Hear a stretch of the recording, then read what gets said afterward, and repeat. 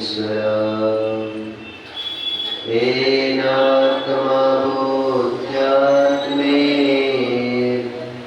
परत्वनेव चापरम् अक्षयनन्तबोधाय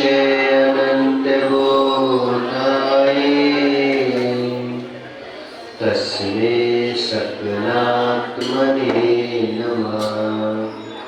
नमो अरिहन्ताणं नमो सिद्धाणं नमो आयर्याणं नमो वच्छायाणं नमो नोएशविशाहुणं। पंचपरमेष्टि भगवान एक जया श्री आदिनाथ भगवान की, आचार्य भगवत भोजपाल स्वामी की, आचार्य भगवत गुरुवर शुद्ध सागर जी महाराज की, कमलों को विराज की।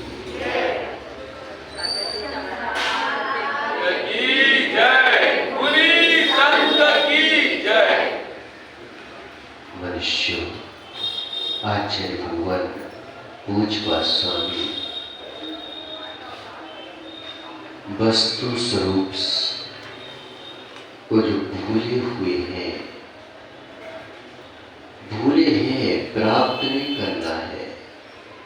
वस्तु स्वरूप तो हमें प्राप्त है, वस्तु स्वरूप से भिन्न कोई वस्तु होती ही नहीं है, लेकिन वस्तु स्वरूप को हम बार बार जो है भूल जाते हैं, विस्मृत कर जाते हैं,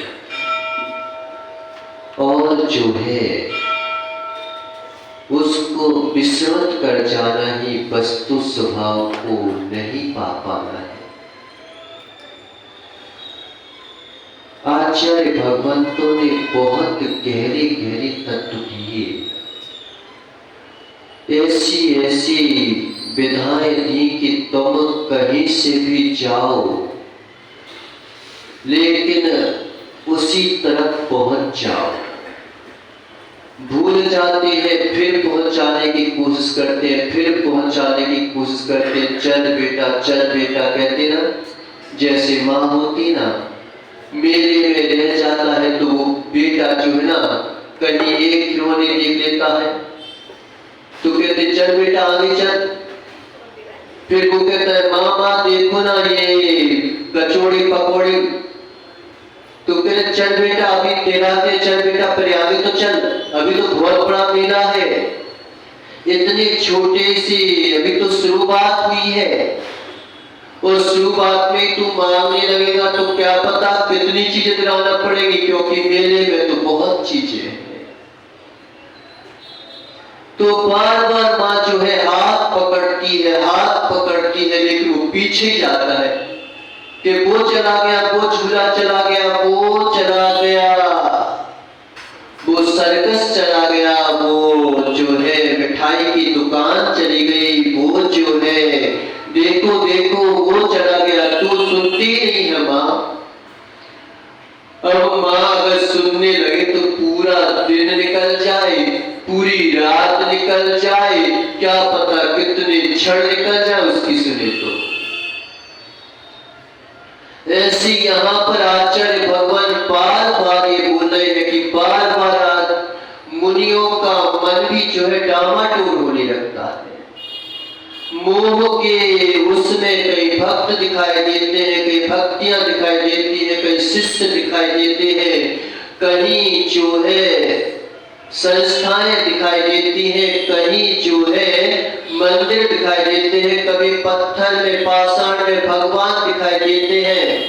लेकिन कहते हैं कि बेटा अभी रुक जा, थोड़ा चल और चल, थोड़ा सा रुक के थोड़ा सा खा ले बस और चल दे।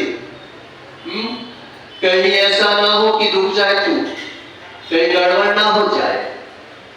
तो ऐसी आचार्य भगवान जो है कभी अनित्य के माध्यम से समझाती है, कभी नित्य के माध्यम से समझाती है, कभी शरण के माध्यम से समझाती है, कभी अशरण के माध्यम से समझाती है, क्योंकि हमारा जीवन जो है क्या हो गया, बहाने बनाना बहुत सीख गया है। हमारा जीवन, हमारा जो सांसारिक परिस्थितियां हैं, वह बहाने बनाना बहुत सीख गया है। इतना बहाने बनाता है, इतना बहाने बनाता है कि जैसे अपनी बात आती है उसको सुनना पसंद नहीं करके दूसरों की बात ही सुनने लगता है। तो सोचते हैं कि बेटा कहीं हाथ छूट गया, फिर घर नहीं पहुंच पाएगा, कोई तेरे को जो है इस मेले में उठा के ले गया। उठाने वाले हो जाते ना, कि मानो चला के पिल्लों बनते थे उठाने वाले, झोली में रखने वाले बहुत पिल्लों बन देते हैं कि ले ले बेटा, दूर से दिखाएंगे और दूर से दिखाएंगे और कहीं चला गया तो एक वो फिल्म आई थी, कौन सी थी, कौन सी थी, प्यारी थी, हमने अभी नहीं देखी, तो तुम सोचो कि महाजी आप फिल्म की बातें करते रहते हो, जब थे तो देखते थे ऐसी बातें आती। वो एक मिस्टर इंडिया कोई थी फिल्म, है ना, तो उसमें एक बच्ची जो है खिलौना उठाने चली जाती है। वो सब बच्चे लोग रहते हैं और बच्चे लोग रहते हैं, तो वो बच्ची, छोटी सी बच्ची जो है एक खिलौना उठाने चली जाती है। अनजाने खिलौने उठाओगे तो क्या पता कौन ने रखा है, कैसा रखा है, कब विस्फोट हो जाए। ऐसे ही समझो, फिल्म से मतलब नहीं, तो तुम फिल्म देखने बैठ जाओ आज से, कि महाराज जी ने बोला था कि फिल्म देख लेना। फिल्म देखने के नहीं बता रहा हूं, बता रहा हूं कि अनजान चीजों के पास जाओगे तो निश्चित माना विस्फोट हो जाएगा। अनजान लोगों के साथ जाओगे तो मालूम चला कि कोई हाथ तोड़ देगा, कहीं पैर तोड़ देगा, तुम्हें भिखारी बना देगा। संसार में बहुत मिथ्यात्व के प्रलोभन है, मिथ्यात्व के ही प्रलोभन होते हैं, समीचीनता के प्रलोभन नहीं होते। मोहित करते हैं तो मात्र वे द्रव्य मोहित करते हैं जो विपरीत होते हैं। जो समीचीन तथ्य होते हैं वो कभी मोहित नहीं करते। उन पर अगर मोहित प्रारंभ में हुआ जाता है, जिसे अनुराग दशा कहते हैं, समीचीनता पर मोहित हुआ जाता है, असमीचीन तत्व तुम्हें मोहित करते हैं। कभी कभी हम सोचते हैं पता कुछ सुनाएंगे, लेकिन वो विषय तो भूल जाते, दूसरा विषय बन जाता है। घर की गद्दी पर बैठते हैं तो निश्चित मानो जिस ऑफिस में जाते हैं उस प्रकार का माइंड चलने लगता है। ऐसे ही निश्चित मानो जिस गद्दी पर बैठोगे उस प्रकार का माइंड चलने लगता है। ये तो पहली बात समझाया कि किसी कोई तथ्य मुझे मोहित करते हैं और किन्हीं तथ्यों पर मोहित हुआ जाता है। अगर तुम मोहित नहीं होगे तो मोहित कर लेंगे, मिथ्यात्व मोहित कर लेंगे। अगर तुम देव साथ गुरु पर मोहित नहीं हुए, मोहित से मतलब ये मत समझना कि उन्हें गले से लगा ले, कि उन्हें कुछ कर ले। उन पर मोहित मतलब कि अनुराग से मोहित हो जाना, अनुराग जाग जाना। जब वस्तु तत्व समझ में आता है तो अनुराग जगता है, और जब वस्तु तत्व के प्रति विकृति आती है तो राग द्वेष जन्म लेता है, राग द्वेष जन्म लेता है। ये तो लेना है। अगर देव शास्त्र गुरु का हाथ छोड़ दिया तो मालूम चला कि किसी भी मिथ्यात्व के साथ तुम चले जाओगे। प्रलोभन समीचीन वस्तुएं नहीं देती, प्रलोभन असमीचीन वस्तुएं देती है, असमीचीन वस्तु देखती है। आप देखो, विचार हमेशा आपके पास जो होता है उसका विचार नहीं आता, जो नहीं होता उसका विचार आता है। आपके पास 100 रुपए है तो 100 रुपए की टेंशन है क्या?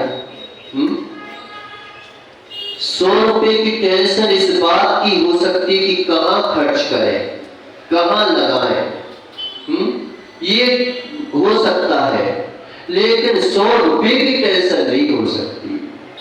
100 रुपए तो तुम्हारे पास है, टेंशन है तो किस बात की है कि 200 कैसे हो जाए, 1000 कैसे हो जाए, बिल्डिंग कैसे बन जाए। बिल्डिंग है तो कहते हैं कि महल कैसे बन जाए, महल आ जाता है तो कहते हैं कि पूरा भारत कैसे मेरा हो जाए, पूरा भारत तेरे पास में, या तो विश्व मेरे पास कैसे हो जाए, विश्व तेरे पास आ जाता है तो कहते हैं कि पूरा लोक मेरे पास कैसे आ जाए।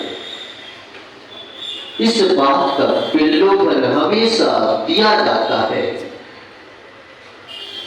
इस बात का प्रलोभन बना रहता है, और यही प्रलोभन तो है जो है रोग से दूर कर देता है, अलौकिक बना देता है रोग में। आप देखो, पुरुष होता है तो स्त्री की चाह होती है, स्त्री होती है तो पुरुष की चाह होती है, कर्म हमेशा विपरीत दिखाते हैं। टेंशन इसी बात का होता है, जब नहीं होती शादी तो टेंशन हो जाती है, तो टेंशन, महा टेंशन। लेकिन पहले तो लगता है कि हो जाए तो बहुत सुकून मिल जाएगा, फिर हम जो है टेंशन को नकारने लगते हैं। वस्तु मिल जाती है, सोच समझ आ जाता है कि इसमें टेंशन है, लेकिन हम अब टेंशन को नकार के और उसे जो है स्वीकार कर लेते हैं, तो टेंशन मंद पड़ने लगती है, लेकिन टेंशन अभाव नहीं होती, अभाव नहीं होती। हर व्यक्ति अपने आप को नकारने की कोशिश करता है, हर व्यक्ति सुख चाहता है लेकिन सुख नहीं पा पाता तो दुख के प्रतिकार को सुख मान लेता है। नहीं होता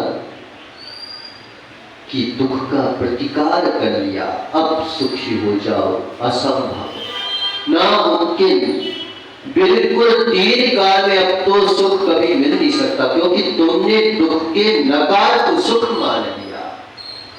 नकारना सीख लिया ना, स्वीकारना सीख जाते तो फिर निश्चित मानो आप सुख दुख को दुख मान लेते, तो फिर सुख चाह पाने की राह बनी रहती। लेकिन अशोक भैया हमने क्या किया, दुख को नकार के सुख मान लिया, सुख मान लिया। हमने क्या किया कि जहर हाथ में लिए है उसको अमृत मान रहे हैं कि जहर हाथ में है, बोल भी रहा है कि ये जहर है, लेकिन छोड़ नहीं पा रहा है जी। तो क्या बोलता है, अरे यही अमृत है, खाएगा नहीं, लेकिन मुंह पर घुमाता रहेगा, कुछ करता रहेगा। तो अमृत को हमने जहर मान लिया। अब तुम्हें अमृत कैसे उपलब्ध हो? एकांत दृष्टि को ही हमने अनेकांत मान लिया। अब जो है अनेकांत वस्तु तत्व प्राप्त नहीं हो सकता। एकांतवादी तो एकांतवादी है ही, लेकिन अनेकांतवादी भी एकांत मानता है, और एकांत को एकांत मान लेता, गड़बड़ हो जाती है उसमें। ये और गड़बड़ हो जाती है कि तुम्हें अनेकांत दर्शन मिला था, वस्तु स्वरूप जानने के लिए तुम्हें राह मिली थी, देव शास्त्र गुरु के सानिध्य प्राप्त हुआ था। सानिध्य प्राप्त हुआ था। अब ये तो है सानिध्य प्राप्त हुआ था, लेकिन बीच में लाइट चली जाती तो सानिध्य असानिध्य प्राप्त हो जाता।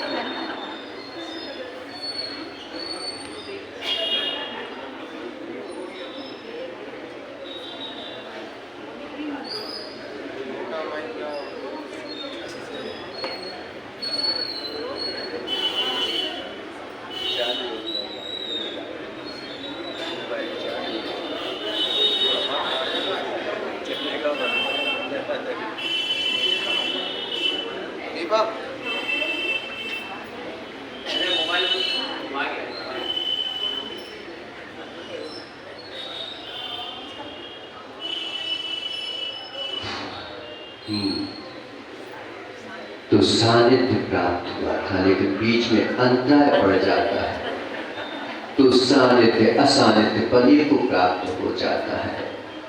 ऐसे ही तुम लोगों को क्या है ना कि इतना अच्छा सानिध्य प्राप्त हुआ, लेकिन पति देव का सानिध्य मिल गया, पत्नी का सानिध्य मिल गया, बच्चों का सानिध्य मिल गया, तो भगवान का सानिध्य असानिध्य पति को प्राप्त हो जाता है।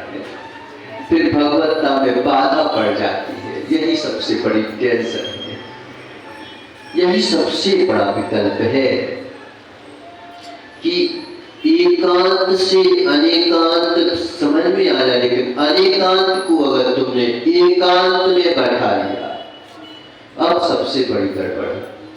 भगवान तुम्हें मिले थे, वीतरागी मिले थे, वैराग को धारण करने के साधन मिले थे, लेकिन वैराग में भी हम जो है रागी हो गए। अब वैराग का कोई औचित्य नहीं है, औचित्य ही नहीं है। उनको हम अपने में लगाना चाहते हैं। अब जो है जब तुम भगवान को अपने में लगाना चाहते हो तो तुम भगवत्ता कहां से प्राप्त करोगे? उनको तब पादो मम हृदय तब पद्मेरी नम तिष्ठतु चिरेण तावत यावत् निर्माण संप्राप्ति। हे प्रभु, आप मेरे हृदय में विराजमान हो, तब पादो मम हृदय तब पद्मेरी नम, मेरा हृदय आपके चरणों में विराजमान हो, कि मेरा हृदय जो है आपके चरणों का रागी बना रहे और आपके चरण जो है हमारे हृदय का जो है स्वरूप बना रहे। लेकिन हम जो है अब उनको उनके हृदय में बिठाने की अपेक्षा हम उनके हृदय में बैठ गए तो क्या होगा? क्या होगा? कहते ना कि बेटी को अगर सर पे चढ़ा दिया ना तो क्या होगा? ऐसे तुम जो है भगवान के सर पर चढ़ गए तो अब भगवत्ता विकृत हो जाएगी। अब भगवत्ता विकृत होगी, भगवत्ता विकृत हो जाएगी। उनके चरणों को, उनके आचरण को अपने हृदय में विराजमान करो। यही तो विनय मोक्ष का द्वार बताया है कि विनय में वासना नहीं होती, विनय में जो है कामना नहीं होती, विनय में समर्पण होता है, विनय में जो है प्रमुदित भाव होता है, विनय में जो है आह्लाद चित्त होता है कि अहो मेरा प्रभु इतना उत्कृष्ट है, इतना उत्कृष्ट है कि उसके सामने जो है मैं क्या मुख खोलूं, क्या मुख खोलूं, क्या मांगू? क्या मांगू? क्या पिताजी से तुम जो है फिल्म के लिए पैसे मांगोगे क्या? पिताजी के से क्या तुम जो है किसी वेश्यालय के लिए पैसे मांगोगे क्या? पिताजी के अगर पैसे भी मांगना पड़े पड़ेंगे। पिताजी के अगर पैसे भी चाहिए आपको दीपक भैया, तो पिताजी से किस बात के पैसे मांगोगे? मेरे को पढ़ाई करना है, मेरे को पढ़ाई करना है, मेरे को अच्छा सीखना है, इसलिए तो पैसे मांगोगे। इससे तुम्हारी विनय समर्पित होगी। और अगर तुमने उनसे कुछ और मांग लिया तो उनसे मांग लिया तो कभी प्राप्ति ना होगी। इसी का नाम प्रार्थना है। प्रार्थना करने की भगवान की प्रार्थना सुन ले, नहीं सुनते। अब क्या करे, तूने व्यर्थ की प्रार्थना कर रखी है। पिताजी से क्या मांगना चाहिए, तेरे को बोध ही नहीं है। अब पिताजी से तुम जो है ये मांगोगे, जो शराबी गजारी होगा वो दे सकता है कि चल भाई ठीक है, अब मैं खाता हूं, तू खा ले। लेकिन सज्जन पिता होगा वो तो कहेगा कि अब तू घर पे बैठ जा, कहीं भी मत जाना, तू मेरे से पैसे मांग रहा है, किस बात के लिए मांग रहा है? क्यों अभी ने मांग तो नहीं है, नहीं मांगता, आते नहीं, लेकिन वो तो अब फिर महाजी उसको कराना चाहना पड़ते दुकानदारी। पिताजी से यही मांगा जाता है जो हमारी योग्य हो, जो हमारी क्षमताएं हो। पिताजी हमने इतने परसेंट जो है स्कूल को पास कर लिया, क्लासों को पास कर लिया, अब मैं जो है कॉलेज में जाना चाहता हूं, आपका हिसाब किताब चुकाना चाहता हूं, इसलिए मेरा उधार देता है। सच्चा बेटा जो है पिताजी से हिस्सा नहीं मांगता। सच्चा बेटा होता है पिताजी से हिसाब नहीं मांगेगा, पिताजी से संपत्ति नहीं मांगेगा, वो तो अपने दम पर जो है खड़ा होता है। अपाहिज बेटे जो है पिताजी से संपत्ति मांगते हैं। अपाहिज बेटे जो है वो पिताजी के सामने गिड़गिड़ाते हैं। अपाहिज बेटे जो है वो पिताजी के सामने हक जताते हैं। लेकिन जो है समझदार बेटा, जो अपाहिज नहीं है, जो तंदुरुस्त बेटा है, जो स्वस्थ बेटा है, वो पिताजी से मांगता नहीं है, पिताजी को और दे देता है कि लो पिताजी आपके लिए क्या चाहिए, आपने मुझे जन्म दिया, आपने मुझे जैन कुल का नागरिक बनाया, आपने मुझे उत्तम जाति का नागरिक बनाया, आपने मुझे जो है इतने सारे गुण प्रकट करने के लिए सहायक बने। अगर मैं कहीं गर्भपात में मर जाता तो क्या पता कहां पे पड़ा होता। इसलिए हे पिताजी, हे माता, तुमने मेरे लिए इतना उपकार किया है, अब इसके सामने मैं क्या उपकार चुका सकता हूं बेटा?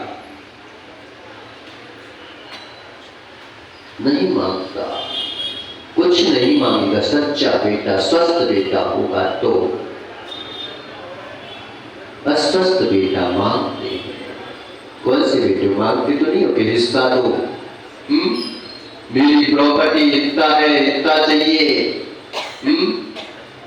नहीं, देखो आप किसी भी पुराण ग्रंथ में देख लो आप, जब श्रीपाल भी जो है समर्थ हो गया, रोग से ठीक हो गया, शादी भी हो गई, सब कुछ हो गई, उसकी बात क्या बोलता है?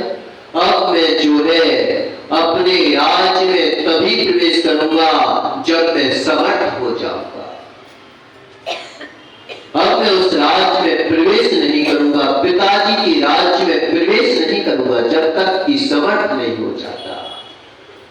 चारुदत्त से पूछो, पहले मिटा दिया बेचारा। चारुदत्त से पूछो, जब बेश्या संग आसक्त हो गया तो सारा वैभव मिटा बैठा, और जब उसे बोध हुआ कहाँ बोध हुआ पता? किस जगह पे बोध हुआ था? नहीं पता? अरे भाई इसका नहीं पता, जब वो सुअरों के स्थान पे उस वेश्या ने उसको फेंक दिया, जब उसको बोरे में बंद करके फेंका गया तो बोध हुआ। सही बात है, बोरे में बंद करके फेंको तब बोध होता है, वैसे बोध ही नहीं होता। जब व्यक्ति जो है ना शेर बन जाता है तब बोध होता है, मारी जी पर बोध नहीं होता। अधिकांश देखो जितनी भी कहानी, एक सुनील चंद्र दिवाकर ने कहानियों की किताब निकाली थी, उलझे पशु उपदेश सुन।